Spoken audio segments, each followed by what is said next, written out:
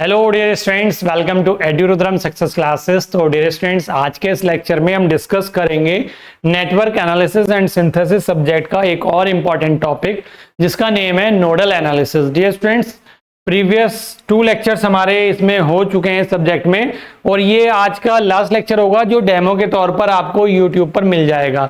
बाकी अगर ये सब्जेक्ट पूरा डिटेल में पढ़ना है, बिल्कुल इजी लैंग्वेज में समझना है और अच्छे से इस सब्जेक्ट को अपना बढ़िया करके सब्जेक्ट करना है, तो आपको एप्लीकेशन पर जाना होगा। एप्लीकेशन का लिंक इस वीडियो के डिस्क्रिप्शन में है। हमारा एप्लीकेशन है एड्यूरुद्रम सक्सेस क्लासेस के नाम से प्ले स्टोर पर मिल जाएगा। वहां पर बेटा आपको पता ही होगा, बहुत सारे स्टूडेंट पहले से जानते होंगे, जो न्यू स्टूडेंट्स हैं उनको मैं बता देना चाहता हूं। मिनिमम प्राइस में AKTU के BTech first year, BTech second year, BCA first year and BCA second year के कोर्सेज और BCA थर्ड ईयर के कोर्सेज मिनिमम प्राइस में प्रोवाइड कराए जाते हैं। तो बेटा वेट मत कीजिएगा, अगर ये सब्जेक्ट आपको अच्छे से पढ़ना है और डिटेल में, तो आप एप्लीकेशन पर विजिट कर लीजिएगा। बिल्कुल मिनिमम प्राइस में। इवन इलेक्ट्रॉनिक्स के अगर आप स्टूडेंट हैं सेकंड ईयर के, तो पूरा थर्ड सेमेस्टर का कॉम्बो भी वहां पर अवेलेबल है। कॉम्बो जो है प्राइस बहुत कम है, तो आप जाके एक बार देख लीजिएगा, विजिट जरूर कीजिएगा, ठीक है।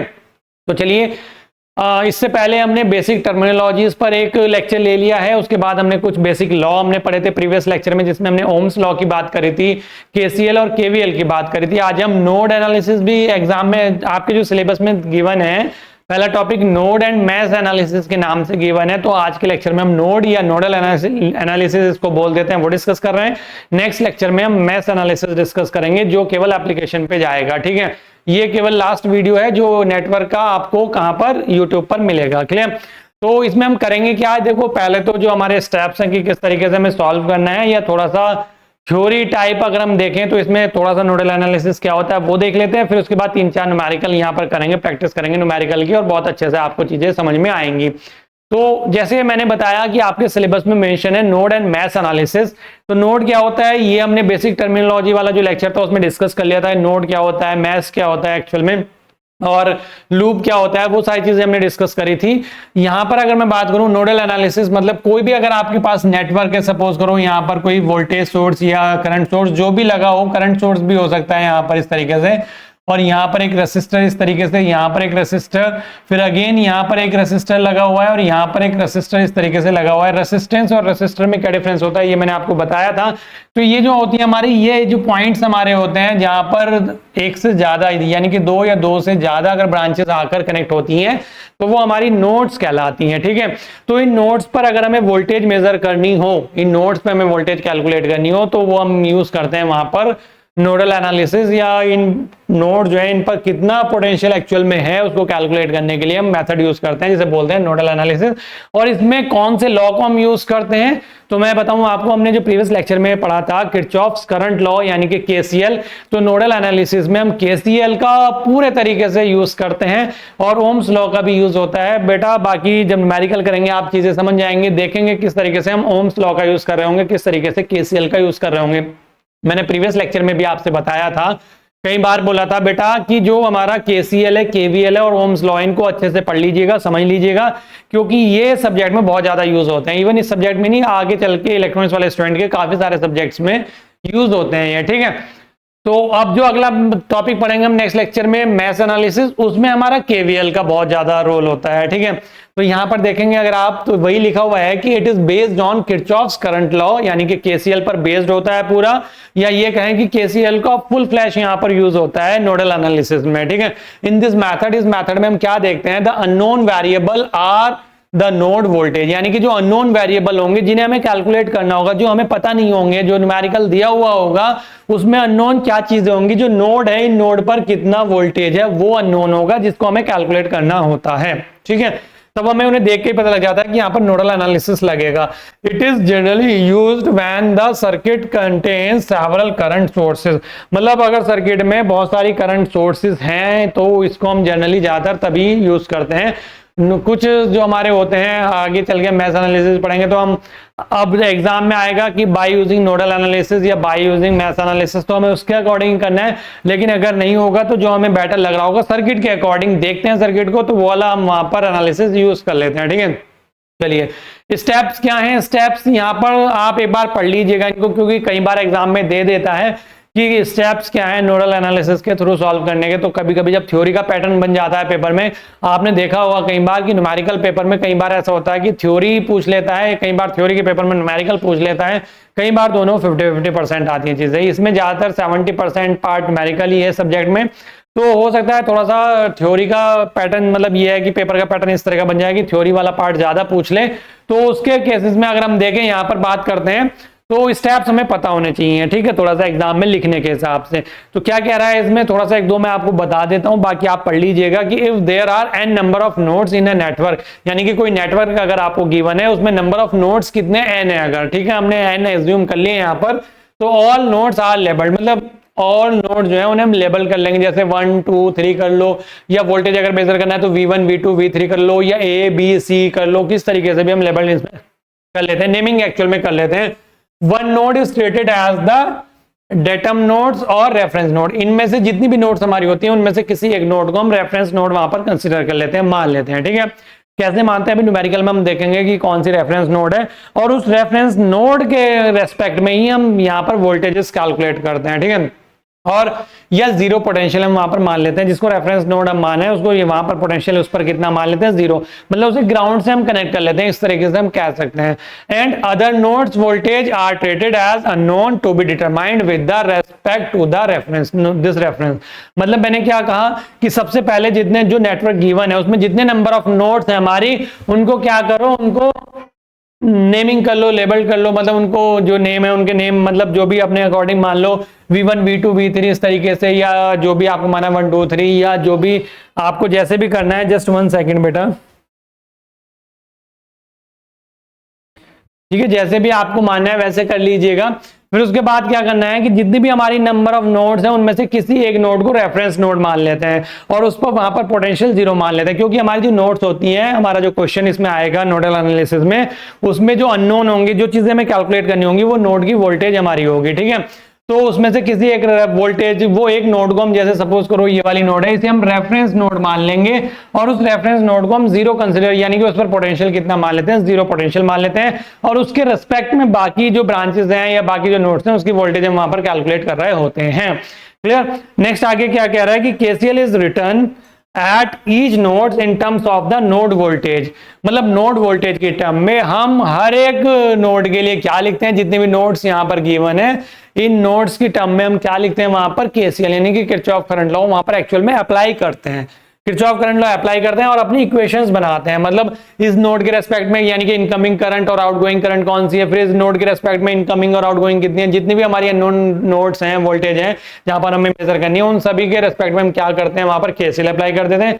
KCL आपको पता होगा, एक बार मैं रिकॉल करा देता हूं, दो डेफिनेशन हम वहां पर लिख सकते हैं कि the algebraic sum of all जो करंट्स है हमारी किसी भी सर्किट में, तो जो उनका एल्जेब्रिक सम होता है हमारा किसी भी नोड पर पर्टिकुलर पर, जो ऑल हमारी जो करंट्स हैं उनका जो एल्जेब्रिक सम होता है वो जीरो के इक्विवेलेंट होता है। या दूसरे अगर रेफरेंस में मैं बोलूं डेफिनेशन कैसे कहते हैं कि the algebraic sum of all incoming current is equal to the all outgoing current, यानी कि the algebraic sum of all incoming current is equal to the algebraic sum of all outgoing current. मतलब किसी particular node पर जितनी incoming currents हैं उनका sum equal होता है जितनी वहां से जा रही हैं, लीव कर रही हैं वहां से, ठीक है, उस नोड पर किसी नोड के रेस्पेक्ट में, तो वो हमारा KCL होता है। तो हमें करना क्या है, नोड्स पर अलग अलग फिर KCL अप्लाई कर लेते हैं वहां पर।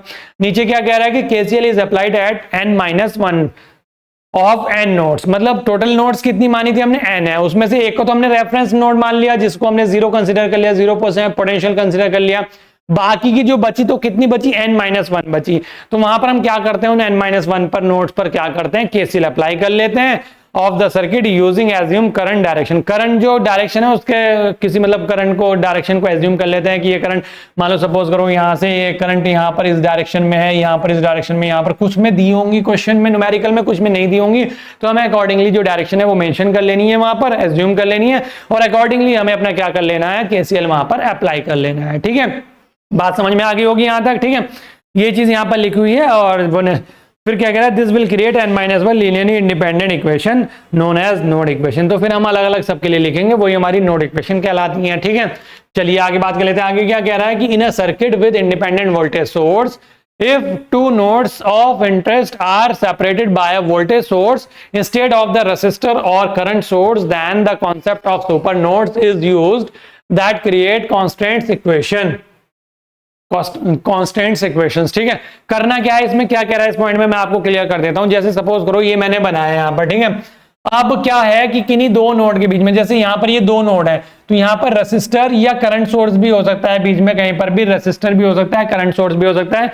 अगर रेसिस्टर या करंट सोर्स के बदले यहां पर अगर वोल्टेज सोर्स गिवन है किन्हीं दो नोड के बीच में, तो हम उस, अगर यहां पर वोल्टेज सोर्स गिवन है तो हम इस नोड और इस नोड को मिला के एक नोड कंसीडर कर लेते हैं, जिसे ओवरऑल एक नोड कंसीडर कर लेते हैं अगर वहां पर क्या है वोल्टेज सोर्स है तो, और उस नोड को हम क्या मान लेते हैं, सुपर नोड मान लेते हैं। क्या कॉन्सेप्ट है सुपर नोड का वो भी हम एक न्यूमेरिकल में यहां पर देखने वाले हैं।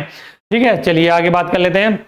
अगला क्या कह रहा है, the current is computed based on the voltage difference between two nodes, यानी कि जो करंट है वो हम वहां पर कंप्यूट करेंगे, कैलकुलेट करेंगे, जो डिफरेंस होगा टू वोल्टेजेस का, मतलब जो भी डिफरेंस वहां पर है टू नोड्स के बीच में वोल्टेजेस का, उसके अकॉर्डिंगली हम वहां पर मेजर कर लेते हैं।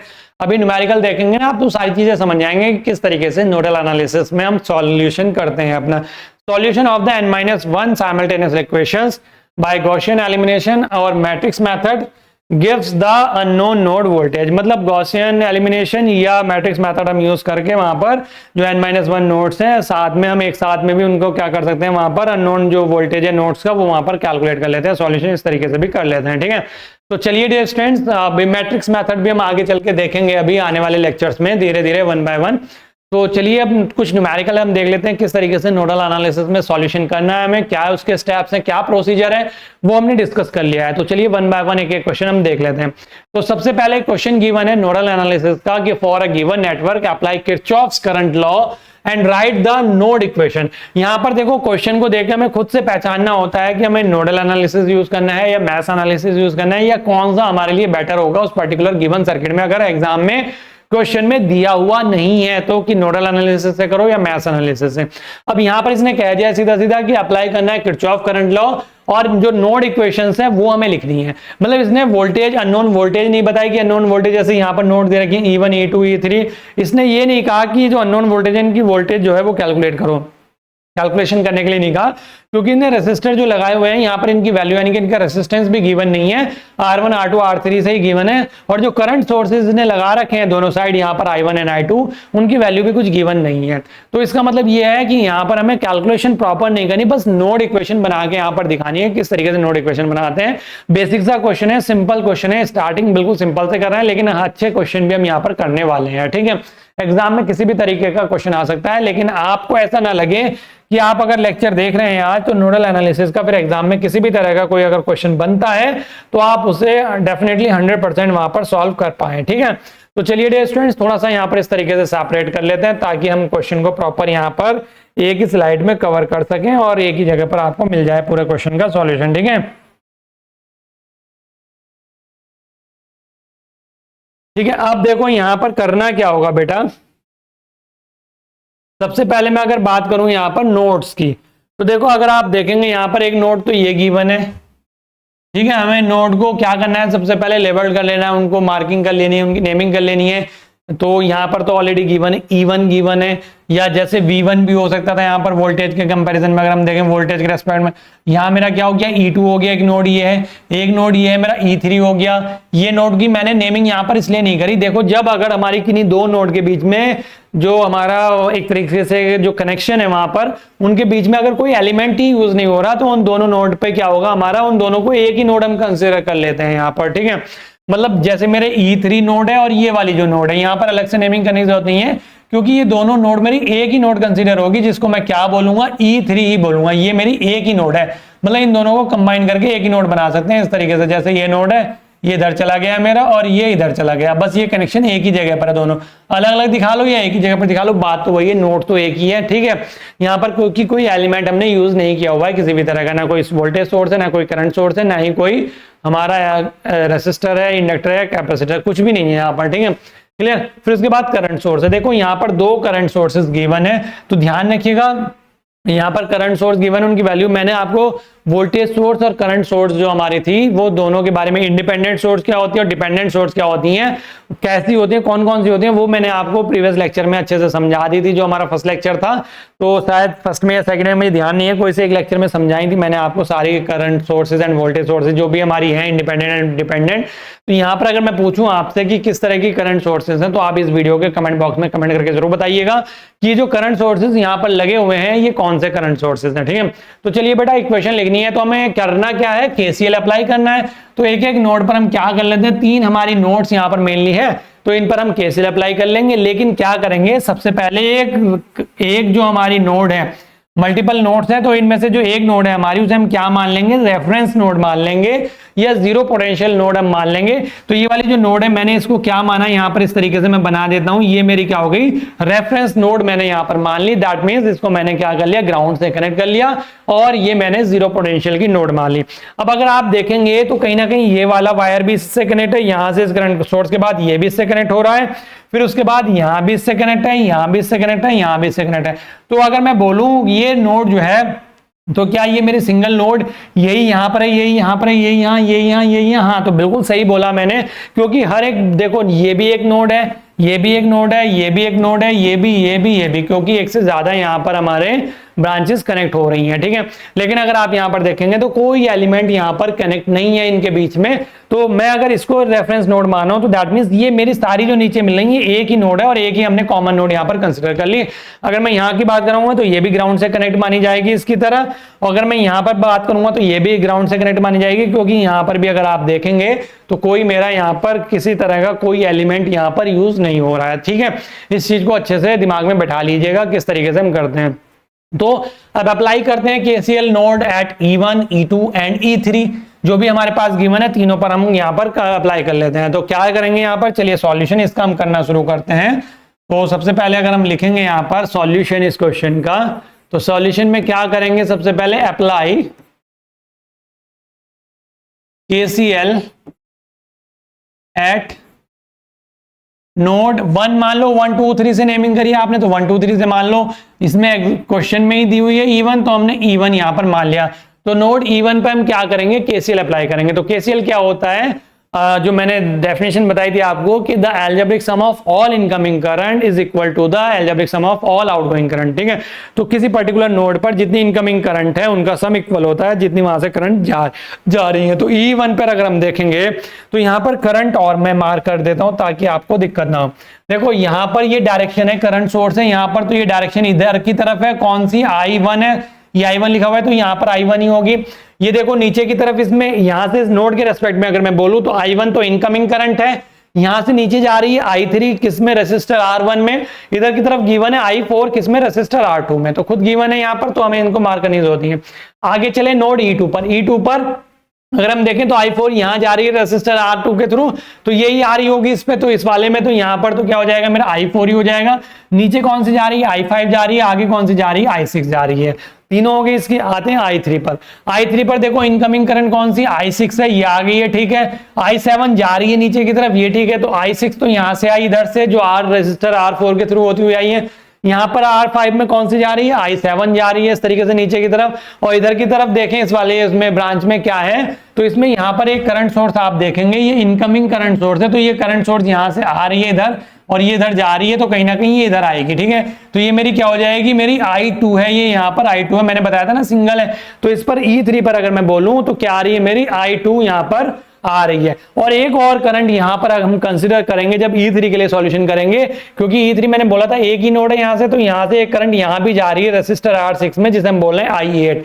तो इसमें अगर मैं बोलूंगा यहां पर तो मल्टीपल करंट्स है हमारी, मैंने मार्क कर लिए, जब मैं इसके बारे में इक्वेशन बना रहा हूं तब बताता हूं अभी इसके बारे में। ठीक है, तो चलिए अब हम कर लेते हैं, यहां पर अप्लाई कर लिया हमने क्या, केसीएल एट नोड E1। तो अगर इक्वेशन बनाएंगे तो क्या इक्वेशन बनेगी, इनकमिंग करंट कौन सी, I1 है, तो मैंने यहां पर ये I1 मान लिया, इक्वल टू कितना हो गया, ये I1 इनकमिंग हो गई, I3 जा रही है और I4 जा रही है, तो I3 इक्वल टू कितना हो गया, I1 इक्वल टू कितना हो गया, I3 प्लस I4 यहां पर हो गया। ये मेरी बन गई इक्वेशन कहां पर, नोड E1 पर, ठीक है, ये मेरी इक्वेशन यहां पर बन गई। अब मुझे इनकी वैल्यूज लिखनी है। I1 की वैल्यू तो देखो यहां पर अगर आप देखेंगे इस डायग्राम में तो I1 तो यहां पर करंट सोर्स ही गिवन है, तो जो वैल्यू होगी वही होगी। तो I1 तो मेरी एज इट इज रहने वाली, I1 ही रहने वाली, I1 मेरा हो गया यहां पर। या अगर मैं पहले डायग्राम से लिखेंगे ना तो पहले इनकी वैल्यूज लिख लेते हैं, फिर इस इक्वेशन में पुट करेंगे। इसे इक्वेशन नंबर 1 मैंने यहां पर मान लिया। नाउ इस तरीके से लिखेंगे, पूरा क्वेश्चन प्रॉपर तरीके से करा रहा हूं। नाउ फ्रॉम गिवन नेटवर्क, जो नेटवर्क गिवन है, अगर हम यहां पर देखें, क्या देखें, I3 की वैल्यू कितनी होगी, I3 कितना होगा यहां से अगर कैलकुलेट करें I3, तो बेटा मैंने आपको ओम्स लॉ बताया था। ओम्स लॉ क्या होता है, ओम्स लॉ यहां पर मैं बताता हूं एक बार, V इक्वल टू IR मेरा एक ओम्स लॉ होता है, ठीक है। मैं यहां से कहूंगा करंट कितना होता है बेटा, तो आप कहेंगे I equal to V upon R होता है। V मतलब वोल्टेज, यानी कि किन्हीं दो टर्मिनल के बीच में अगर बोले तो जो पोटेंशियल डिफरेंस है वो हमारा वोल्टेज होता है। तो पोटेंशियल डिफरेंस अपॉन आर हमारा यहां पर क्या हो जाता है, आई हो जाता है। क्लियर, कोई दिक्कत नहीं है। अब मैं अगर यहां पर देखूं नोड E1 और यहां पर दूसरी नोड कौन सी है, ये वाली जो मैंने रेफरेंस से कनेक्ट कर रखी है ग्राउंड से, जीरो से, तो मेरा इनका पोटेंशियल डिफरेंस क्या होता है। तो मैं आपको एक चीज और बता देता हूं, जैसे सपोज करो ये मेरा एक रेसिस्टर है इस तरीके से, यहां पर मेरा इस नोड पर जो पोटेंशियल है वो V1 है, यहां पर जो पोटेंशियल है वो V2 है। ध्यान रखिएगा, V1 है, ये V2 है। यहां पर इस डायरेक्शन में अगर कोई करंट फ्लो हो रही है I, और इस रेसिस्टर की वैल्यू अगर R है, इस रेसिस्टर की वैल्यू अगर R है और इसमें करंट फ्लो इस डायरेक्शन में, और करंट की डायरेक्शन पर फोकस कीजिएगा, तो मैं कहूंगा यहां पर I कितना होगा, तो आप कहेंगे सर I इक्वल टू इन दोनों का पोटेंशियल डिफरेंस कितना होगा। तो पोटेंशियल डिफरेंस अगर देखें, क्योंकि V अपॉन R होता है, तो पोटेंशियल डिफरेंस में जो डायरेक्शन होती है करंट की, तो करंट की डायरेक्शन हमेशा ध्यान रखिएगा पॉजिटिव से नेगेटिव की तरफ होती है, क्योंकि इलेक्ट्रॉन्स जो है हमारे नेगेटिव से पॉजिटिव की तरफ मूव करते हैं, तो करंट की डायरेक्शन हमेशा पॉजिटिव से नेगेटिव की तरफ होती है। तो ये पॉजिटिव होगा, ये नेगेटिव होगा, मतलब V1 माइनस V2 लिखेंगे पोटेंशियल डिफरेंस। तो यहां का इस रेजिस्टर में जो पोटेंशियल है, इन दोनों पोटेंशियल जो हमारे हैं, इनका जो पोटेंशियल डिफरेंस एक्चुअल में होगा वो इस करंट की डायरेक्शन के बेसिस पर V1 माइनस V2 लिखा जाएगा। तो वोल्टेज पोटेंशियल डिफरेंस हमारा कितना हो गया, V1 माइनस V2, और अपॉन में रेजिस्टर की वैल्यू R आ जाएगी। ये फॉर्मूला गांठ बांध लीजिएगा, अच्छे से याद रखिएगा कि किसी रेजिस्टर में अगर इस तरीके से पोटेंशियल अगर करंट की डायरेक्शन इधर की तरफ होती तो V2 माइनस V1 लिखते। बस ये ध्यान रखिएगा, ये कॉन्सेप्ट कई जगह पर कई बार यूज होगा, और क्यों है ये इस तरीके से यूज होता है ये मैंने बता दिया। करंट की डायरेक्शन पर डिपेंड करता है, और करंट की डायरेक्शन हमेशा पॉजिटिव से नेगेटिव की तरफ होती है। क्यों, क्योंकि इलेक्ट्रॉन हमेशा नेगेटिव से पॉजिटिव की तरफ मूव करते हैं, ठीक है। क्लियर, और करंट जो है इलेक्ट्रॉन्स के अपोजिट डायरेक्शन में फ्लो होता है, ये तो आपको क्लियर होंगी सारी चीजें। तो बस ये हम यहां पर क्या करेंगे, इसमें नोड देखो यहां पर E1 है, इसका पोटेंशियल कितना E1 है, इसका पोटेंशियल इस वाली नोड का कितना है, जीरो, क्योंकि इसे रेफरेंस नोड हमने मान रखा है, जीरो पोटेंशियल। तो E1 माइनस जीरो अपॉन कितना हो जाएगा R1, क्योंकि करंट की डायरेक्शन E3 इधर है। तो मैंने क्या कहा, I1 तो मेरा कितना है, यहां से डायग्राम से I1 ही है, I1 जो है ये तो I1 ही है, ठीक है। दूसरा मैंने क्या कहा, I3 कितना है, I3, तो I3 मेरा हो जाएगा कितना, E1 माइनस जीरो अपॉन कितना है R1, और जीरो को मैं नहीं लिखूंगा, तो E1 अपॉन कितना हो जाएगा मेरा R1 हो जाएगा। और अगर मैं I4 कैलकुलेट करूं तो I4 कितना हो जाएगा, यहां से I4 इस वाले उसमें देखें I4, तो यहां पर नोड E1 है, यहां पर नोड E2 है, दैट मींस यहां पर पोटेंशियल E1 है, यहां पर पोटेंशियल E2 है, तो ये डायरेक्शन ये वाली है, तो E1 minus E2 upon R2। तो कितना हो गया ये, E1 minus E2, E1 minus E2 upon R2, ठीक है। बस ये तीनों वैल्यू निकल गई, I1, I3 एंड I4 की। ये तीनों करंट की वैल्यू पुट कर दो इक्वेशन नंबर 1 में, तो मेरी पहली नोड इक्वेशन यहां पर आ जाएगी फाइनल, ठीक है। इस तरीके से मुझे इतना करके दिखाना है।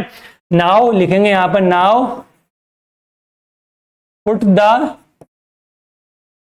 Value of I1, I2 and I3 in equation 1। तो क्या होगा जब पुट करेंगे, तो I1 है मेरा, तो I1 तो मैंने एज इट इज लिख लिया I1, ठीक है। अब I2 की वैल्यू कितनी थी, I3 की वैल्यू कितनी है, E1 अपॉन R1, तो ये मैंने E1 अपॉन R1 लिख लिया। आगे प्लस I4 की वैल्यू कितनी है, E1 minus E2 upon R2।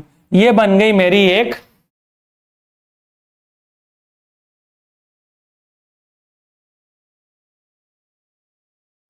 ठीक है, ये बन गई मेरी क्या, एक इक्वेशन पहली। मजा नहीं आ रहा इसमें इस तरीके से, एक सेकंड। ये बन गई मेरी एक नोड इक्वेशन। कहाँ पर, इसको यहीं पर छोड़ सकते हैं, ये मेरी नोड इक्वेशन बन गई यहाँ पर। तो पहले वाले के लिए ये हो गया मेरा इक्वेशन नंबर 2। ठीक है, अब मैं इधर, ये तो समझ ही गए होंगे आप, इसको मैं इधर इरेज कर देता हूँ। ठीक है, इसको जरूरत नहीं है कुछ रखने की नोट्स में भी, ये सिर्फ मैंने समझाने के लिए आपको बताया था यहाँ पर। अगर आप वीडियो देख रहे होंगे तो आपको समझ में आ जाएगी, आप खुद से नोट डाउन यहाँ पर चीजें कर लेंगे। ठीक है, चलिए अब हम बात कर लेते हैं now apply KCL eight node कौन सा, E2 पर नोड, या ये पोटेंशियल है हमारे, तो E2 पर हम कंसिडर कर लेते हैं। तो जो इक्वेशन बनेगी वो देखिएगा जरा, इक्वेशन क्या बन रही है यहाँ पर। E2 पर इनकमिंग करंट कौन सी है, यहाँ से I4 आ रही है, तो ये मेरी I4 हो गई इक्वल टू, यहां से जो जा रही है I5 जा रही है और I6 जा रही है, तो I5 प्लस I6, ये बन गई मेरी क्या यहाँ पर, करंट की इक्वेशन बन गई यहाँ पर। ठीक है, अब मैंने क्या करना, I4 की वैल्यू तो मैं ऑलरेडी मेजर कर चुका हूं, कैलकुलेट कर चुका हूं। I4 तो मेरी यहाँ पर गिवन है, तो यहां पर फिर से लिखेंगे हम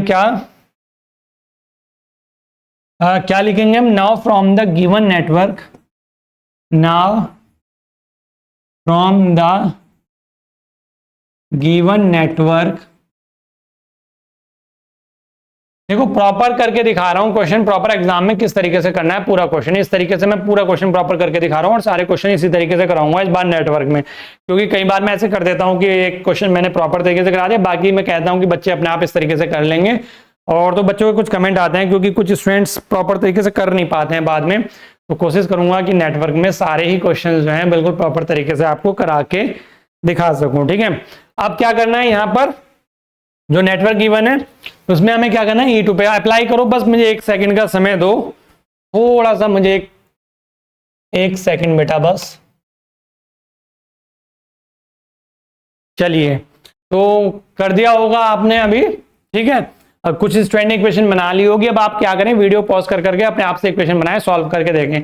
तो यहाँ पर अगर हम देखें तो I4 की वैल्यू कितनी है, I4 तो हमने पहले भी कैलकुलेट करा था, E1 minus E2 upon R2। ठीक है, अब हमें क्या चाहिए, किस किस की वैल्यू चाहिए, I5 की।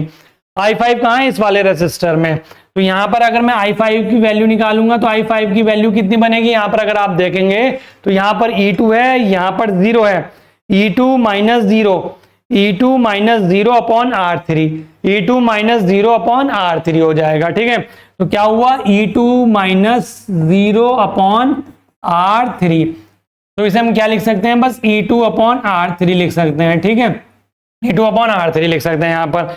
और I5 की वैल्यू हो गई। अब I6 की वैल्यू अगर देखें, इधर की तरफ कर देता हूं बाकी। अब I6 की वैल्यू अगर हम लिखेंगे, I6 की कितनी वैल्यू होगी, यहां से I6 कहां है, इस वाले इसमें है ब्रांच में, तो यहां पर देखेंगे E2 minus E3 upon R4 हो जाएगा, E2 minus E3 upon R4 हो जाएगा। अब क्या करेंगे, now put the value of I4, I5, I6 in equation number, इसे इक्वेशन नहीं माना था, इक्वेशन नंबर 3 मान लेते हैं। 1 ये हो गई, 2 ये हो गई, 3 ये हो गई। ठीक है, तो now put the value of I4, I5 and I6 in equation number 3। Equation number 3 में जब हम पुट करेंगे तो क्या बनेगी वैल्यू, जरा देखना। I4 की value E1 minus E2, E1 minus E2, E1 minus E2 upon R2 equal to I5 की कितनी बन रही, E2 upon R3, E2 upon R3। Concept आप समझ गए होंगे, कहीं अगर लिखने में मिस्टेक हो जाती है तो उसे आप अपना नोटिस कर लीजिएगा और अपने आप से लिख लीजिएगा फिर सही करके। ठीक है, I6 की वैल्यू कितनी बनी, E2 minus E3 upon R4, E2 minus E3 upon R4। ठीक है, ये बन गई मेरी इक्वेशन। अगली जो सेकंड इक्वेशन यहां से नोड इक्वेशन थी, इसे इक्वेशन नंबर मैंने मान लिया, अब कितना हो गया 4। ठीक है, क्योंकि 1 2 और ये वाली मेरी 3 हो गई और ये वाली मेरी 4 हो गई। ठीक है, यहां तक क्लियर हो गया होगा, समझ में आ गया होगा, किसी को किसी तरह का कोई डाउट नहीं होगा। चलिए अब आगे चल लेते हैं, बात कर लेते हैं अगली नोड E3 की बात यहां पर कर लेते हैं। तो E3 पर इसमें मैं स्लाइड ऐड ऑन कर लेता हूं। इसमें तो एक में ही आ जाएगा, बस अब एक ही तो इक्वेशन और लिखनी है हमें, ठीक है।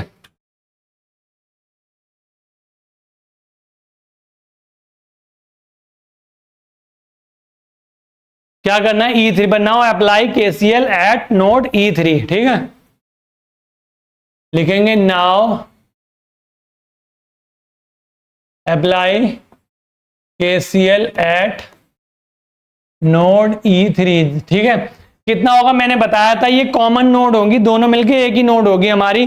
तो इस पर अगर इक्वेशन हम देखें, इनकमिंग करंट यहां से आ रही है, एक तो कौन सी करंट यहां से आ रही है, I6 आ रही है, ठीक है। तो इनकमिंग करंट कौन कौन सी होगी मेरी, I6, और भी है क्या कोई, देख लेते हैं एक बार। ये तो I6 आ रही है और इधर से ये I2 भी आ रही है।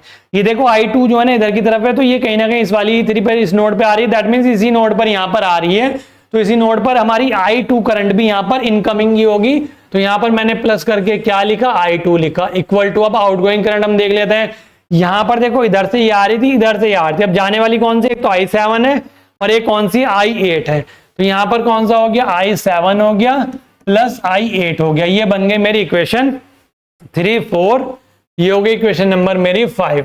अब यहां पर हमें क्या क्या वैल्यू चाहिए, I2 की चाहिए, तो लिखेंगे हम now from the given network क्या क्या, I2 की जो वैल्यू है वो तो I2 ही है, I2 की जो वैल्यू है वो तो I2 ही है, क्योंकि करंट सोर्स गिवन है, I2 से उसे डिनोट कर रखा है, ठीक है। अब और कौन कौन सी है, I7 देख लेते हैं, I6 ये वाली जो इसमें आ रही, तो I6 तो वही होगी जो यहां पर थी, वही हो जाएगी I6, क्योंकि डायरेक्शन तो वही है। तो E2 minus E3 upon R4, तो I6 कितनी हो गई मेरी,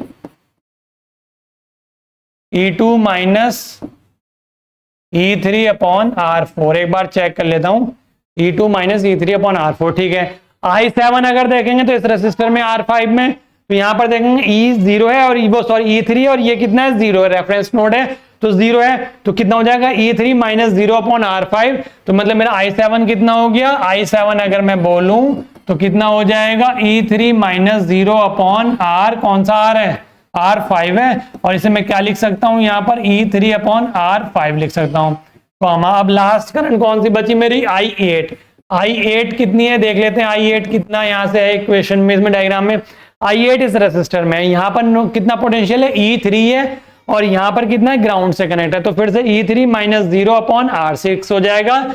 तो ये हो गया मेरा E3 माइनस 0 अपॉन R6 हो गया, या इसे लिख सकता हूं मैं E3 अपॉन R6 लिख सकता हूं, बस सारी वैल्यूज निकल गई। Now put the value of, या वैल्यूज ऑफ, वैल्यू है ना,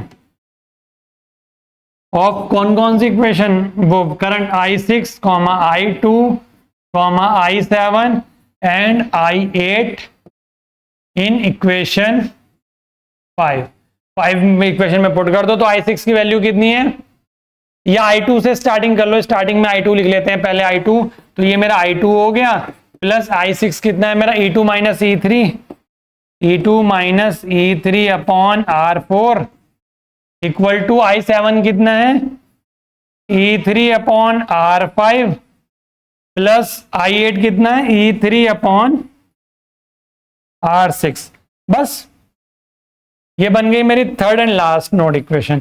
तो ये मेरी तीनों मैंने नोड इक्वेशन यहां पर, ये कौन सा हो गया, 5, 6, तो मैंने जो करना था, एक आंसर मेरा ये हो गया इक्वेशन नंबर 2, एक आंसर मेरा ये हो गया इक्वेशन नंबर 4, और एक आंसर मेरा ये हो गया इक्वेशन नंबर 6। तो आई थिंक समझ में आ गया होगा। ये क्वेश्चन दिया हुआ था, देखो कितना इजी क्वेश्चन था, देखने में लग रहा है कि कितना लेंथी हो गया क्वेश्चन, लेकिन ऐसा कुछ नहीं बेटा, स्टेप बाय स्टेप करेंगे, ऐसे ही एग्जाम में तो अच्छे मार्क्स मिलेंगे, इसी तरीके से एग्जाम में आपको करके आना है, ठीक है। समझ में आ गया होगा क्वेश्चन, तो चलिए अगले क्वेश्चन पे चलते हैं। इस तरीके से पूरा प्रॉपर तरीके से कर लीजिएगा एग्जाम में जरूर, ठीक है। ठीक है बेटा, तो इसको भी देख लेते हैं, जैसे हमने फर्स्ट क्वेश्चन करा बिल्कुल इजी लैंग्वेज में, उसी तरीके से हम इस क्वेश्चन को भी यहाँ पर समझेंगे, ठीक है। तो चलिए इस क्वेश्चन के लिए मैं थोड़ा सा, एक सेकंड, ये क्या कर लिया मैंने, इसको भी हम कर लेते हैं थोड़ा सा। देखो बिल्कुल इजी वे में समझते चलेंगे एक एक चीज को, बहुत आराम से, कोई जल्दीबाजी नहीं है, और बहुत अच्छे से समझेंगे सारी चीजों को, ठीक है।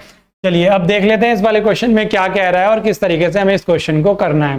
कह रहा है कि find the voltage Vx using nodal analysis. तो बेटा मैं आपसे यही बोलूंगा कि हर एक क्वेश्चन में जो इसका क्वेश्चन आएगा नेटवर्क का, उसमें जो भी अगर न्यूमेरिकल है, कोई नेटवर्क गिवन है, उस नेटवर्क में से अगर कुछ कैलकुलेशन करा रहा है, जैसे यहाँ पर नोडल एनालिसिस अप्लाई करने के लिए बोल रहा है और इस Vx की वैल्यू यहाँ पर ये फाइंड करा रहा है, तो बेटा इस जो डायग्राम या जो नेटवर्क आपको गिवन होगा उसको अच्छे से एनालिसिस करना है, अच्छे से समझना है, पहले देखना है अच्छे से, तब आप सॉल्यूशन की तरफ जाइएगा तो बेटर रहेगा। ठीक है, अब देखेंगे Vx कहां पर है, तो Vx यहां पर ये गिवन है, ये Vx कैलकुलेट करा रहा है। ठीक है, तो हमें करना क्या होगा, यहाँ पर नोडल एनालिसिस अप्लाई करना है, तो हम यहाँ पर KCL अप्लाई करेंगे। तो KCL के लिए पहले सबसे पहले हम जो नोड्स हमारी गिवन है उनको हम लेबल करेंगे, नोड 1, नोड 2, नोड 3। तो अगर आप देखेंगे यहाँ पर डार्क रखी है उसने नोड 1 2 3 4 5 6 ये, लेकिन जैसा मैंने अभी प्रीवियसली आपसे बोला कि अगर दो नोड के बीच में कोई एलिमेंट नहीं है तो उसको हम सिंगल नोड कंसीडर करके चलते हैं। तो मैंने मान लिया ये नोड मेरी 1 है और इसका पोटेंशियल मैंने यहाँ पर बेटा क्या मान लिया, V1 मैंने इसका सपोज कीजिएगा पोटेंशियल यहाँ पर मान लिया। ठीक है, अब ये नोड यहाँ पर भी V1 होगा, इसके और इसके बीच में कोई भी एलिमेंट नहीं है, तो ये भी मेरी नोड 1 ही कंसीडर की जाएगी और इसका भी पोटेंशियल V1 होगा। इन दोनों के बीच में भी कोई एलिमेंट नहीं है, कोई रेसिस्टर नहीं है, कोई सोर्स नहीं है किसी भी तरह का, तो इसको भी मैं नोड 1 ही मानूंगा और यहां पर भी मैं V1 ही इसका पोटेंशियल कंसीडर करके चलूंगा। ठीक है, ऐसी रेफरेंस बोर्ड नोड जो मानते हैं, मैंने ये रेफरेंस नोड मान ली और इसको मैंने ग्राउंड से कनेक्ट कर लिया, दैट मींस ये जीरो पोटेंशियल हमारी हो गई। तो इन दोनों के बीच में भी अगर आप यहां पर भी देखेंगे तो कोई टर्मिनल, कोई हमारा एलिमेंट नहीं है यहां पर भी, तो इसको भी हम क्या करेंगे, सिंगल नोड कंसीडर करके चलेंगे यहां पर। ठीक है, तो चलिए देखते हैं अब करना क्या होगा। अब इनकमिंग करंट और आउटगोइंग करंट हम यहां पर देख लेते हैं।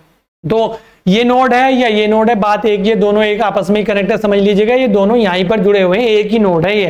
ठीक है, तो मैंने देखा एक करंट सोर्स, तो ये है जो इनकमिंग करंट है कितना है, 0.6 एम्पियर का है। ठीक है, 0.6 एम्पियर हमने मान लिया, कोई इशू नहीं है। यहां पर एक करंट इधर की तरफ जा रही है, आप देख रहे होंगे, ये मेरी आई वाई होगी, तो ये तो इनकमिंग करंट हो जाएगी जो 0.6 एम्पियर की है। आई वाई जो हो जाएगी वो आउटगोइंग करंट हो जाएगी हमारी इस नोड से V1 से। ये हमारा डिपेंडेंट करंट सोर्स लगा हुआ है, ये हमारा इंडिपेंडेंट करंट सोर्स है, ये तो आपको मैंने बता ही दिए थे सारी चीजें।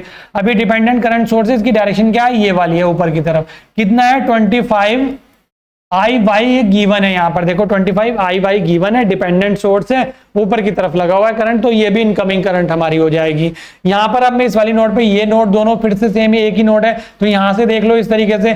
तो मैं अगर यहां पर इस डायरेक्शन में कोई करंट सोर्स नहीं दिया हुआ, करंट नहीं दिया हुआ, तो मैंने इसको I1 मान लिया और आगे की तरफ जो मेरी करंट है उसको मैंने क्या मान लिया बेटा, यहाँ पर I2 मान लिया। यहां तक किसी को कोई दिक्कत नहीं होनी चाहिए। एक I2 ये आउटगोइंग हो गई I1 और ये I2 भी मेरी आउटगोइंग करंट होगी। ये वोल्टेज सोर्स लगा हुआ है, डिपेंडेंट वोल्टेज सोर्स है, कितना है 0.2 Vx। क्या इसका रोल रहने वाला है ये भी हम अभी देख लेते हैं। तो ध्यान से समझिएगा पूरे क्वेश्चन को। तो करना किस तरीके से, पूरा प्रॉपर उसी तरीके से करेंगे। क्या, जैसे अभी पहला क्वेश्चन हमने किया, सॉल्यूशन लिखेंगे क्या, apply KCL eight node 1, node 1 जिसका पोटेंशियल हमने V1 मान रखा है अभी, हालांकि आगे चल के चेंज हो जाएगा। चेंज क्या हो जाएगा, हमारा ये Vx यहाँ पर गिवन है, तो देखेंगे अभी ये Vx का क्या रोल है, अभी 1 बाय 1 समझेंगे।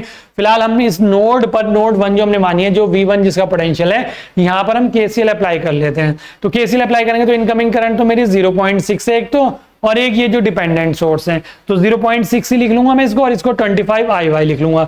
तो मेरी करंट क्या क्या हो गई, 0.6 एम्पियर जो गिवन है प्लस 25 IY हो गया। ठीक है, इक्वल टू, अब आउटगोइंग करंट, आउटगोइंग करंट एक तो ये यहां से IY जा रहा है, तो ये मेरा IY हो गया यहाँ पर, प्लस और कौन सा करंट जा रहा है यहाँ पर, ये मैंने I1 मान लिया और इधर ये I2 मान लिया। तो ये मेरा कौन कौन से हो गए, ये मेरा I1 हो गया प्लस ये मेरा I2 हो गया। कोई डाउट है, कोई डाउट नहीं। देखो ये IY इधर है, इसको इधर ले आऊंगा तो 25 IY है, यहाँ पर ये प्लस का इधर आगे माइनस का हो जाएगा, तो कितना बचेगा, 24 IY बचेगा। ठीक है, तो कितना बचा, 0.6 प्लस 24 IY हो गया यहाँ पर, plus sorry equal to I1 plus I2। अब मुझे क्या चाहिए इसमें, देखो एक तो मुझे IY की वैल्यू चाहिए इस नेटवर्क से, और I1 की चाहिए और I2 की चाहिए, क्योंकि मुझे तो Vx कैलकुलेट करना है, तो मुझे I तो यहां रखना ही नहीं है, कोई मतलब ही नहीं बनता उसका। तो यहां से मैं IY की वैल्यू निकाल लूं एक तो किसी तरीके से, और किसकी वैल्यू निकाल लूं यहाँ पर, I1 की और I2 की। तो अब मैं यहां पर क्या लिखूंगा, फ्रॉम द गिवन नेटवर्क, जो कॉन्स्टेंट्स हमारे होंगे उनको यहां पर हम लिख लेंगे, फ्रॉम द गिवन नेटवर्क। क्या होगा गिवन नेटवर्क में, अगर हम देखेंगे यहां पर, एक तो सबसे पहले देखो यहां पर ठीक है। आई वाई अगर हम देखेंगे तो आई वाई यहाँ पर है हमारा, तो यहाँ पर मैंने क्या माना, अगर मैं यहाँ से आई वाई की वैल्यू कैलकुलेट करने की कोशिश करूंगा तो यहाँ से एक चीज नोटिस करो, ये पोटेंशियल इसका V1 है, इस नोड का भी पोटेंशियल V1 होगा, इस नोड का पोटेंशियल V1 है, आई वाई किस में फ्लो हो रही है, इस रेसिस्टर 100 में, और इस नोड का पोटेंशियल कितना है 0, क्योंकि ये 0 यानी कि रेफरेंस वोल्टेज है जो ग्राउंड से कनेक्ट है।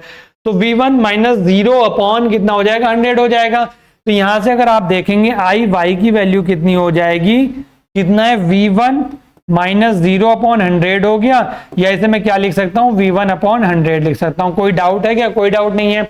और अब निकालते हैं I1 की वैल्यू। I1 कहां पर है हमारा, I1 मैंने यहां पर कंसीडर किया हुआ है, ये नोड है, इस नोड का पोटेंशियल भी मैंने कितना मान लिया V1 मान लिया। अभी स्टार्टिंग में देखेंगे तो V1 और इस नोड का पोटेंशियल कितना है 0, डायरेक्शन ये वाली है इसमें भी, तो V1 माइनस 0 अपॉन 50 हो जाएगा।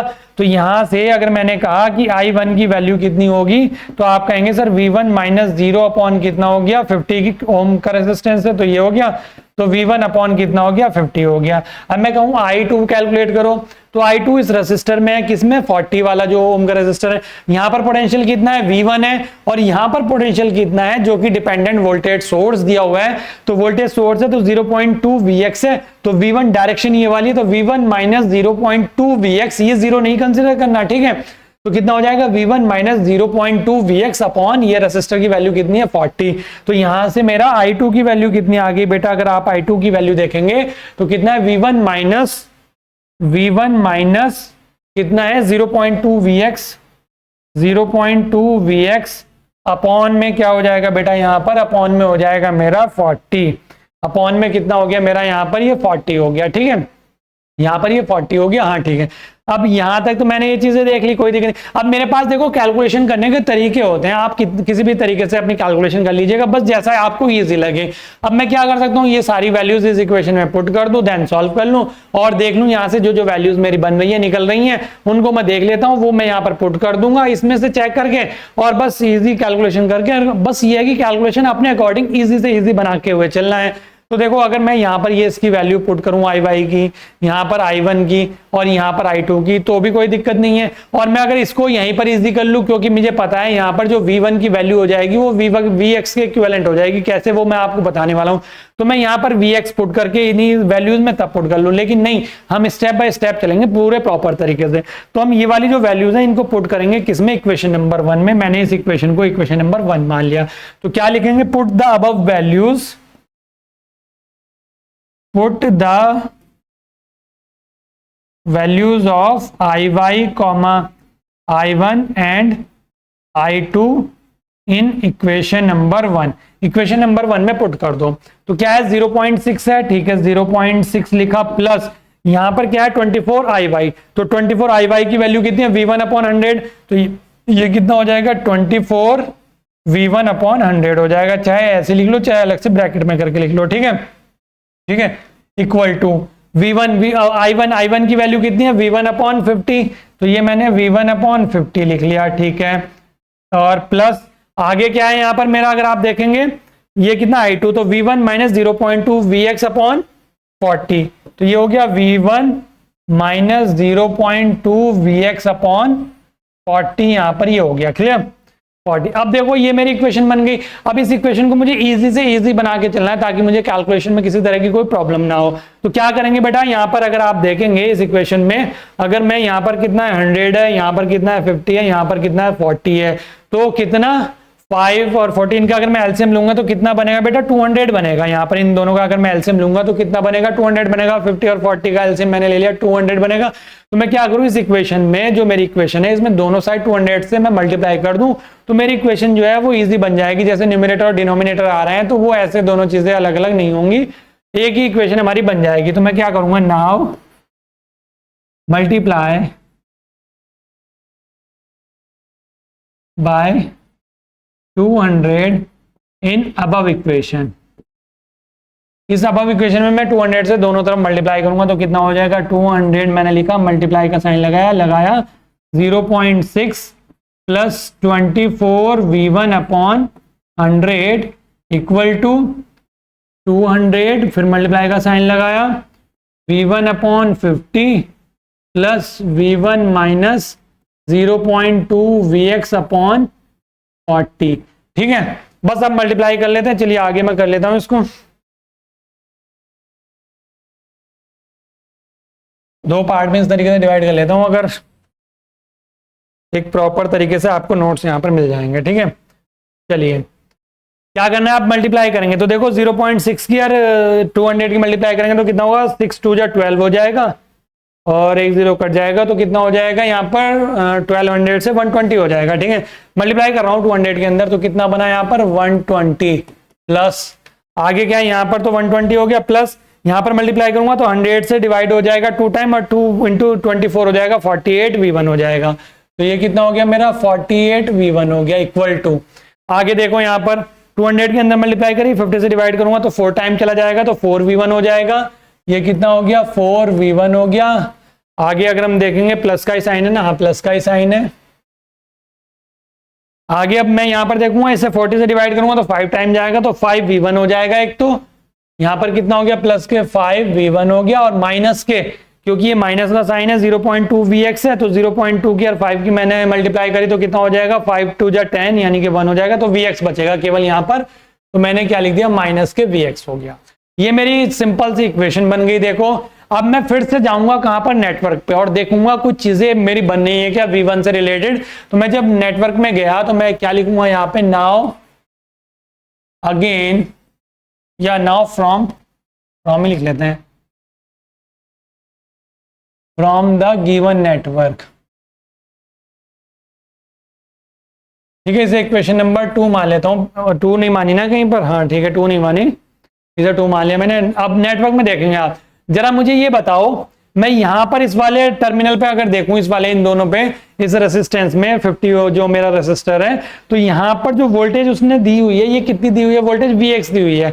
हमें ये पता है कि जो Vx है वोल्टेज यानी कि पोटेंशियल डिफरेंस होता है। मैंने आपको बताया है कई बार कि सपोज करो जैसे मेरा एक ये रेसिस्टर इस तरीके से लगा हुआ है, यहाँ पर V1 है, ये डायरेक्शन है करंट की आई, और ये V2 है और ये रेसिस्टर R है। ठीक है, तो मैं ये कहता हूं आपको, यहां पर जो वोल्टेज होगी, वोल्टेज V, तो वो कितना होगा V1 माइनस V2 होगा, अगर ये डायरेक्शन है। ठीक है, यही होगा V जो पोटेंशियल डिफरेंस होगा यहाँ पर, या वोल्टेज जो मेरा होगा इन दोनों टर्मिनल के बीच में जो वोल्टेज ड्रॉप हो रहा होगा, जो पोटेंशियल डिफरेंस होगा, तो V1 माइनस V2 होगा।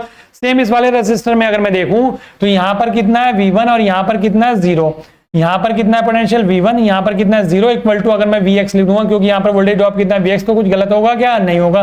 तो Vx अगर मैं बोलूं यहाँ पर Vx कितना होगा बेटा, तो आप कहेंगे sir V1 minus 0, V1 minus 0, तो इससे आपका क्या बनेगा, यहां से सीधा बन जाएगा Vx इक्वल टू V1, यही बनेगा ना। तो मैं यही चीज वहां पर लिख देता हूं, क्या है, हम नेटवर्क में अगर देख रहे हैं तो Vx इक्वल टू कितना हो रहा है मेरा V1 माइनस 0, और इसे मैं क्या लिख सकता हूं, इसे मैं लिख सकता हूं क्या, Vx इक्वल टू V1 लिख सकता हूं। तो मतलब V1 की जगह पर मैं इस इक्वेशन में Vx पुट कर सकता हूं, तो कोई दिक्कत होगी क्या, कोई दिक्कत नहीं होगी। और ये 4V1 है, ये 5V1 है, इसको इक्वेशन नंबर ना मान के मैं इसको इजी कर लेते हैं ना, थोड़ा सा और सिंपल कर लेते हैं इक्वेशन को। और ये देखो 48 V1 है, इसको देखो ये कितना है 4 और ये 5, एक सेकंड, मैंने 4 और 5 कहां से आया, अच्छा देखो ये 50 से जब हम डिवाइड करेंगे तो 4 होगा ना, 4V1 हो गया, और ये कितना था मेरा 40 था, 40 से जब डिवाइड करा तो 5 हो गया, 40 से जब मैंने इसको डिवाइड करा यहां पर तो ये कितना हो गया मेरा 5 हो गया। ठीक है, हाँ ठीक है, ठीक है, एक सेकंड बेटा, बस जरा एक सेकंड, हाँ चलिए ठीक है। तो बस चलो अभी पहले Vx पुट कर लेते हैं, तभी इसको सॉल्व करेंगे इस इक्वेशन में। तो अब हम क्या करेंगे, नाउ एक सेकंड, नाउ फ्रॉम इक्वेशन 2 कितना बनेगा यहाँ पर 120, तो एज इट इज सिंपल लेके चलते हैं बिल्कुल, 48 Vx हो जाएगा, V1 की जगह Vx कर दिया मैंने, equal to 4Vx plus 5Vx minus Vx। ठीक है, अब ये माइनस Vx हो गया, यहां पर कितना बचा टोटल 8Vx, तो कितना हो गया यहाँ पर 120 plus 48 Vx equal to 8Vx हो गया। ठीक है, कोई दिक्कत नहीं।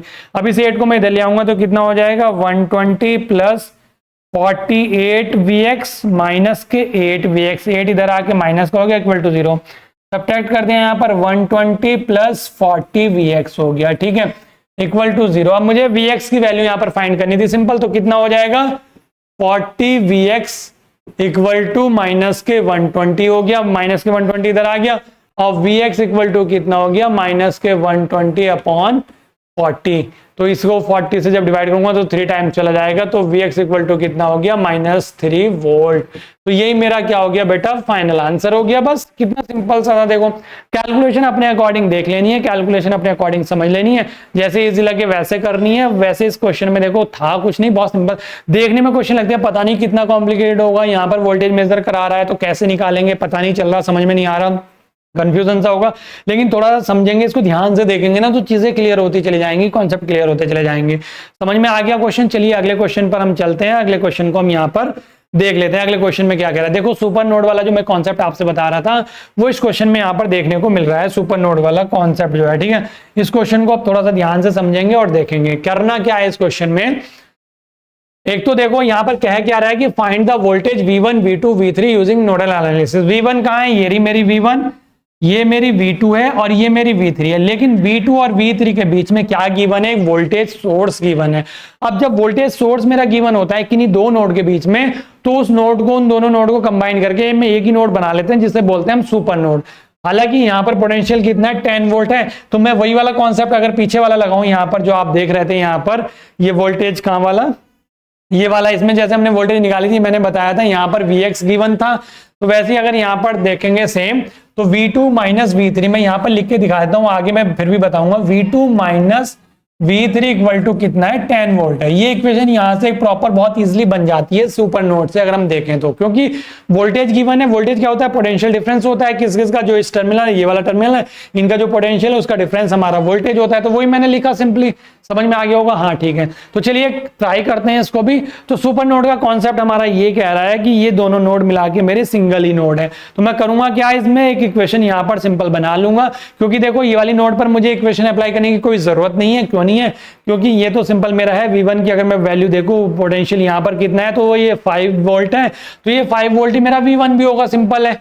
तो पहला आंसर तो अगर मैं बोलूं कि क्या 5 वोल्ट होगा, यस 5 वोल्ट होगा यहाँ पर तो पहला। लेकिन अभी चलिए करते हैं, तो हम इस वाली नोड पर, यहाँ पर ये जो नोड है V2, इस वाली नोड पर अगर हम KCL अप्लाई करें, या इन दोनों को कंबाइन करके मैं सुपर नोड बोलूं कि सुपर नोड पर अगर हम KCL अप्लाई करें तो देखते हैं क्या होता है। तो स्टार्टिंग में ही हम अप्लाई कर रहे हैं KCL कहां पर, सुपर नोड पर। तो लिखेंगे किस तरीके से, पहले एक बार इसको प्रॉपर में डिवाइड कर लेता हूं इस तरीके से, ठीक है। चलिए अब करते हैं, करेंगे क्या, अप्लाई सॉल्यूशन देख लेते हैं। अप्लाई KCL एट, तो नोड कुछ नहीं लिख रहे, सुपर नोड लिख देते हैं। सुपर नोड पर KCL अप्लाई करेंगे तो देखो यहाँ पर करंट्स देख लेते हैं, इनकमिंग और आउटगोइंग करंट्स कौन सी होंगी। तो यहां से देखो ये I1 इनकमिंग है, I2 आउटगोइंग है, और यहां से I3 भी आउटगोइंग है। तो अगर हम लिखेंगे यहां पर तो क्या होगा, इक्वेशन जो बनेगा I1 इक्वल टू हो जाएगा मेरा I2 प्लस I3, सिंपल है। बस अब I1 I2 I3 की वैल्यू निकालो, इसमें पुट कर दो और पुट करके अपनी कैलकुलेशन कर लो अपने अकॉर्डिंग, जो भी तुम्हें इजी लगे जैसे भी। तो चलिए देख लेते हैं I1 I2 I3 की। यहाँ पर I1 कहाँ है, इस वाले रेसिस्टर में, इन दोनों नोड के बीच में, इस वाले रेसिस्टर 5 ओम में। तो यहाँ पर पोटेंशियल कितना है, V1 है, यहाँ पर कितना है, V2 है। तो V1 माइनस V2 अपॉन 5 हो जाएगा। तो हम यहाँ पर क्या लिखेंगे, इक्वेशन नंबर मैंने इसको मान लिया 1। Now from the given network, ठीक है, दिए हुए नेटवर्क में अगर हम देखें तो I1 की जो वैल्यू है वो कितनी है, I1 की जो वैल्यू बन रही है वो बन रही है V1 माइनस V2 अपॉन 5। अभी सिंपल वैल्यू लिख रहे हैं, क्या किसकी वैल्यू बनेगी वो बाद में देखेंगे। I2 इस वाले में है, ये रेफरेंस नोड है मेरी, यानी कि 0 कंसिडर कर रखा है, रेफरेंस 0। तो ये V2 माइनस 0 अपॉन 10 हो जाएगा। तो I2 कितना बना, V2 माइनस 0 अपॉन 10 हो गया, ठीक है। हाँ, यानी कि इसे मैं क्या लिख सकता हूँ, V2 अपॉन 10 लिख सकता हूँ। अब I3 अगर देखो मैं, I3 कितना बनेगा, तो I3 कहाँ है, इस वाले नोड के बीच में, तो इधर 0 है, इधर V3 है, तो V3 माइनस 0 अपॉन 20 हो गया। ये बना मेरा V3 माइनस 0 अपॉन 20, इसे मैं क्या लिख सकता हूँ, V3 अपॉन 20 लिख सकता हूँ यहाँ पर, सिंपल, ठीक है। तीनों वैल्यू आ गई, ये तीनों वैल्यू क्या करें आप, इस इक्वेशन नंबर 1 में पुट कर लें। इक्वेशन नंबर 1 में पुट कर लें। एक सेकंड बेटा, बस मैं एक गिलास पानी ले लेता हूँ।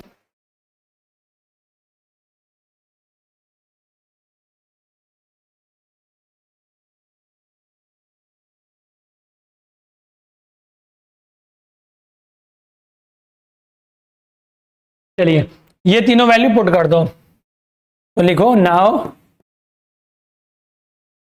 Put the value of I1, I2 and I3 in equation कौन सी 1। तो पुट करेंगे तो क्या बनेगा, देखो V1 माइनस V2 अपॉन 5। इसमें क्या करा, I1 की जगह पुट कर दी V1 माइनस V2 अपॉन 5, ठीक है। I2 की जगह पर V2 अपॉन 10 इक्वल टू कितना हो गया, ये V2 अपॉन 10 प्लस I3 की जगह पर V3 अपॉन 20। ये है तीनों वैल्यू पुट कर दी मैंने, सिंपल। अब मुझे बताओ यहाँ पर अगर देखें, यहाँ पर एलसीएम कितना बनना है, इसका 20 बनना है। मैं फिर से इक्वेशन को उसी तरीके से इजी बना रहा हूँ जैसे पिछले क्वेश्चन में बनाया था, एलसीएम लेके यहाँ पर 20 बनना है। और 20 दोनों साइड देखें, इससे 5 से भी डिवाइड हो जाएगा, 10 से भी, 20 से भी। तो मेरा 20 यहाँ पर मैंने एलसीएम लिया तो यानी 20 बना। तो मैं क्या करूँ, इस इक्वेशन में दोनों साइड क्या करूँ, 20 से मल्टीप्लाई कर दूं। नाउ इजी बनाने के लिए multiply by 20 in above equation, क्या बनेगा 20 V1 माइनस V2 अपॉन 5, ठीक है। मल्टीप्लाई कर दिया equal to 20 V2 upon 10 plus V3 upon 20। अब बताना जरा क्या बनेगा, 5 से डिवाइड करूंगा 4 टाइम जाएगा तो 4V1 माइनस 4V2 हो जाएगा। 4V1 minus 4V2 equal to, यहां से 10 से 2 टाइम जाएगा तो 2V2 हो जाएगा, 2V2 प्लस इससे 20 से तो ये डायरेक्ट चला जाएगा तो ये क्या बनेगा, V3 बन जाएगा। यहां तक कोई दिक्कत किसी को नहीं है। अब मैं इसको थोड़ा सा इजी कर लूं इक्वेशन को, क्या करूंगा मैं, यहां पर देखो ये कितना है मेरा 4V1 है, ठीक है, माइनस के 4V2 है, ठीक है। इसको मैं V2 को इधर ले आता हूं, माइनस के 2V2 हो गया, और V3 को भी इधर ले आता हूं, माइनस के V3 हो गया, इक्वल टू क्या बना मेरा यहाँ पर 0 बन गया, इक्वल टू 0 इक्वेशन बन गई। अब यहां से इस इक्वेशन को और मैं थोड़ा सॉल्व करके यहीं पे लिख लेता हूं, फिर आगे करेंगे, या आगे लिख लेता हूं चलिए, क्योंकि यहां तो आएगा भी नहीं है। करना क्या है, 4V1 और ये कितना हो जाएगा, माइनस के 6V2 minus V3 equal to 0। 4V1 minus के 6V2 माइनस के V3 इक्वल टू 0। ये मेरी इक्वेशन बन गई, इक्वेशन बन गई, ठीक है। अब मेरे पास V1 V2 V3 की फॉर्म में इक्वेशन बन गई, और इस इक्वेशन नंबर मैं मान लेता हूं 1 ही मान रखिए ना अभी, हाँ ठीक है, तो इसको 2 मान लेता हूं। अब मैं क्या करूंगा, नेटवर्क में देखूंगा मेरी क्या क्या वैल्यू नेटवर्क से निकल के आ रही है, कौन कौन से मेरे कॉन्स्टेंट्स बन के आ रहे हैं। तो क्या करेंगे, now from the given network. अब जरा बताना मुझे नेटवर्क में, एक तो देखो V1 की वैल्यू 5 वोल्ट आ जाएगी, सिंपल, कोई दिक्कत है क्या, कोई दिक्कत नहीं है। तो V1 इक्वल टू मैंने 5 वोल्ट लिख लिया, ये हो गया एक तो। और ये मैंने जो बनाया था, ये जो मैंने बताया था सुपर नोड वाला concept, V2 minus V3 equal to 10, ये भी बनना है यहां से, तो इसको भी लिख लेते हैं। यहां से क्या बनना है, V2 minus V3 equal to 10 हो गया ये, और ये हो गया मेरा। और इसको मैं क्या लिख सकता हूं, इसको मैं ये भी तो लिख सकता हूं, क्या, यहीं पर लिख देता हूं V2 equal to 10 plus V3 भी लिख सकता हूं, हाँ ये 10 वोल्ट है मेरा, ठीक है। ये भी लिख सकता हूं, हाँ ये भी लिख सकता हूं, ठीक है, कोई दिक्कत नहीं है। इसे इक्वेशन नंबर में मान लेता हूं 3, क्योंकि मुझे इसको आगे चल के यूज करना है, ठीक है।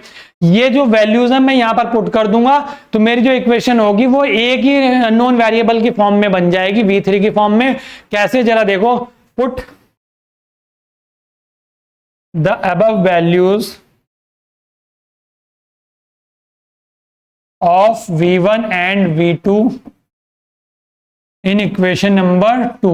तो क्या बनेगा, यहां से मैंने करा 4 मल्टीप्लाई 5 कर लिया, यहां पर 5 वोल्ट अप्लाई कर दिया V1 की जगह पर, ठीक है, माइनस 6 V2 की जगह पर कितना आ जाएगा, ये 10 प्लस V3 लिख दिया, और माइनस के V3 एज इट इज है equal to 0, V3 as it is लिख दिया, इक्वल टू 0 हो गया। सॉल्व करो, ये कितना हो गया 20 माइनस ये कितना हो जाएगा 60, 10 से मल्टीप्लाई करा 60, और ये माइनस का कितना हो जाएगा 6V3, और ये माइनस का V3 इक्वल टू 0। अब तो कैलकुलेशन अपने हाथ में, तो 20 माइनस 60 कितना बना, माइनस के 40 बना, और यहां से माइनस 6V3 और माइनस V3 कितना बना, माइनस के 7V3 बना, इक्वल टू 0, ठीक है। अब मेरा यहां से क्या बनेगा, माइनस के 7V3 इक्वल टू 40 हो गया। अब इसके बाद यहां से क्या बनेगा, V3 इक्वल टू अगर मैं लिखूंगा तो माइनस के 40 अपॉन कितना हो जाएगा 7। इसको डिवाइड कर लेते हैं हम, अब 5 पॉइंट समथिंग आएगा, चलिए इसको डिवाइड कर लेते हैं, देख लेते हैं कितना आएगा। 40 डिवाइडेड बाय 7, ये आ रहा है 5.714 समथिंग। तो यहां से हम लिख लिया V3 इक्वल टू कितना आ रहा था, ये 5 माइनस क्या आएगा 5.71 वोल्ट। यहां पर ये मेरा V3 भी आ गया, ये मेरा अगर आप देखेंगे यहां पर ये मेरा V1 आ गया, ये मेरा V3 आ गया। अब मैं क्या करूंगा, नाउ फ्रॉम इक्वेशन नंबर कौन सी, ये जो मैंने 3 मानी थी इसको ले लूंगा। Now equation number from equation 3 कितना है, ये V2 equal to 10 plus V3। बस ये V3 की वैल्यू मैं यहां पर पुट कर दूंगा तो कितना हो जाएगा, V2 इक्वल टू 10 प्लस की जगह माइनस हो जाएगा क्योंकि माइनस की वैल्यू है 5.71, ये हो गया मेरा। अब मैं अगर इसमें कितना 10 माइनस 5.71 अगर करूंगा तो 4.29 आ गया। तो मेरा V2 की वैल्यू कितनी हो गई 4.29, वो भी प्लस में, और ये क्या हो गया वोल्ट हो गया मेरा। ठीक है, एक वैल्यू मेरी ये हो गई तीसरी। ठीक है, तो फाइनली आपको समझ में आ गया होगा, तीनों वैल्यू मैंने निकाल ली है। सो V1 इक्वल टू कितना है, V1 5 वोल्ट।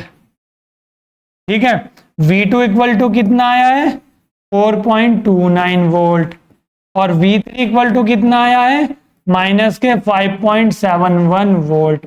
ये मेरे तीनों आंसर हो गए, यही उसने पूछे थे, तो इसलिए ये मेरा क्या हो गया फाइनल आंसर हो गया। सिंपल क्वेश्चन में यही पूछा था V1 V2 V3, इस तरीके से हम बहुत इजीली सॉल्व कर लेंगे। तो आई थिंक बेटा समझ में आ गया होगा।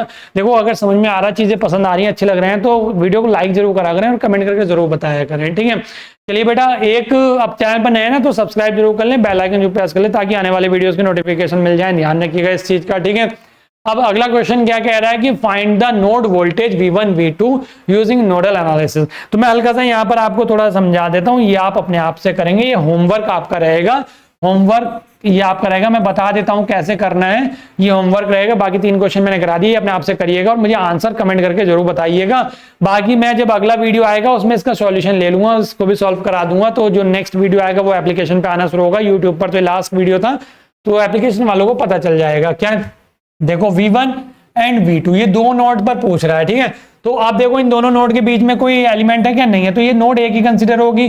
तो यहां से एक करंट इधर चली जाएगी, एक करंट इधर चली जाएगी, यहां से यूं और एक यूं हो गई, और यहां से तो इनकमिंग करंट है और एक करंट इधर जा रही है। तो इस पर 4 करंट है, केसीएल अप्लाई कर लेंगे इनकमिंग और आउटगोइंग के अकॉर्डिंग। यहां पर देखेंगे तो जो यहां से आउट हो रही थी जा रही थी, यही इस पर इन हो रही है, ये जो यहां से आउट हो रही थी ये इस पे इन हो रही है, और ये वाली इन हो रही है। यानी कि इसमें तीनों इनकमिंग करंट है, तो ये तीनों इनकमिंग करंट होगी, आउटगोइंग करंट 0 हो जाएगी, तो इनकमिंग इक्वल टू 0 हो जाएगा। तो यहाँ पर अप्लाई कर दें, दोनों पे अप्लाई कर देंगे और सॉल्व कर लेंगे, V1 और V2 हमारे निकल जाएंगे। तो बहुत सिंपल क्वेश्चन है, करके जरूर देखिएगा ट्राई, होमवर्क है और आई होप बहुत अच्छे से कर पाएंगे आप इसको, क्योंकि अगर आपने स्टार्टिंग के तीनों न्यूमेरिकल देख लिए होंगे तो नोडल एनालिसिस के जितने भी टाइप के क्वेश्चन एग्जाम में बन सकते हैं वो मैंने यहाँ पर ऑलमोस्ट लेने की कोशिश करी है। बाकी इन फ्यूचर जो पेड वाले कोर्सेज वाले स्टूडेंट हैं, जैसी यूनिट खत्म होती है वहीं शॉर्ट हम देते हैं, प्रोवाइड कराते हैं, फिर न्यूमेरिकल का एक अलग से वीडियो प्रोवाइड कराया जाता है, तो उसमें सारी चीजें वहां पर मिल जाती हैं आपको। तो चलिए डियर स्टूडेंट्स, आज के लिए इतना ही। चैनल पर नए तो सब्सक्राइब जरूर करें, बेल आइकन जो प्रेस करके रखें ताकि आने वाले वीडियोस के नोटिफिकेशन आपको मिल सके, और साथ में फुल कोर्स के लिए एड्यूरिदम success classes application play store से डाउनलोड कर लीजिएगा। इस वीडियो के डिस्क्रिप्शन में भी लिंक अवेलेबल है, और अगर आईफोन या लैपटॉप या डेस्कटॉप पर देखना चाहते हैं तो वेबसाइट के थ्रू लॉगिन कर लीजिएगा, वेबसाइट का लिंक भी इस वीडियो के डिस्क्रिप्शन में। तो चलिए स्टूडेंट्स, आज के लिए इतना ही, मिलता हूं नेक्स्ट वीडियो में, तब तक के लिए थैंक यू।